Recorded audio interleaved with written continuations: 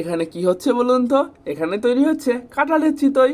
ওমা, কাঁঠালের আবার চিতই হয়? কেন হবে না? কাঁঠালের চিতই অনেক অনেক মজাদার। আর এই রান্নাটি আমাদের নতুন একটি রান্না। সবসময় তো আমরা নর্মাল চিতই খেয়ে দেখলাম, কেননা এবার কাঁঠালের চিতই খেয়ে দেখা যাক। এই কাঁঠালের চিতইটি যেমন মিষ্টি তেমন খেতে অনেক বেশি সুস্বাদু। আর কাঁঠালের ফ্লেভার থাকায় এই চিতইটি খেতে এত এত ইয়ামি কি আর বলবো।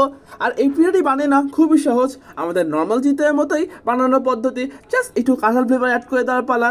খুব শীঘ্রই আপনাদের সামনে আমরা এই কাঁঠালের চিতই বানানোর ভিডিওটি নিয়ে আসবো। আপনারা আমাদের চ্যানেলের সাথেই থাকুন, খুব শীঘ্রই আপনাদের জন্য নিয়ে আসবো এই কাঁঠালের চিতই। আমাদের চ্যানেল নতুন হয়ে থাকলে অবশ্যই সাবস্ক্রাইব করবেন, কারণ এই চ্যানেলে রয়েছে নিত্য নতুন মজাদার ভিডিও। আর আপনাদের জন্য আমরা খুবই শীঘ্রই এই কাঁঠালের চিতই ভিডিওটি নিয়ে আসবো।